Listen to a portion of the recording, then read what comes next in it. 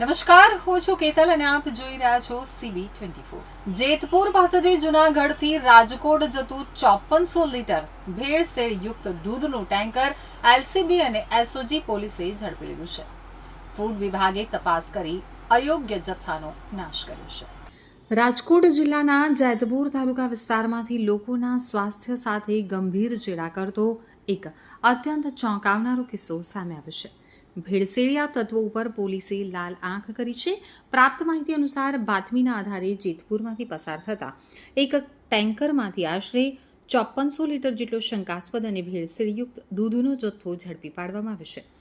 દૂધ ભરેલું આ શંકાસ્પદ ટેન્કર જૂનાગઢથી રાજકોટ તરફ આવી રહ્યું હતું। ચોક્કસ બાતમીના આધારે રાજકોટ ગ્રામ્ય LCB અને SOGની ટીમ દ્વારા સંયુક્ત ઓપરેશન હાથ ધરવામાં આવ્યું હતું। પોલીસની ટીમે વોચ ગોઠવી અને જૂનાગઢ તરફથી આવતા આ દૂધના ટેન્કરને અટકાવી અને સઘન તપાસ હાથ ધરી હતી।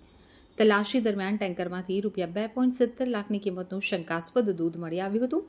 પોલીસે ઘટના સ્થળેથી જ ટેન્કર કબજે કરી અને એક ઇસમની અટકાયત કરી છે અને પૂછપરછ શરૂ કરી છે। આટલા મોટા પ્રમાણમાં શંકાસ્પદ દૂધનો જથ્થો પકડાતા તાત્કાલિક ફૂડ એન્ડ સેફ્ટી વિભાગને પણ જાણ કરવામાં આવી હતી।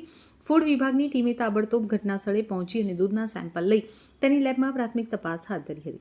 આ પ્રાથમિક તપાસમાં દૂધ ભારે ભેળસેળયુક્ત અને માનવ વપરાશ માટે સંપૂર્ણ અયોગ્ય હોવાનું ખુલ્યું હતું।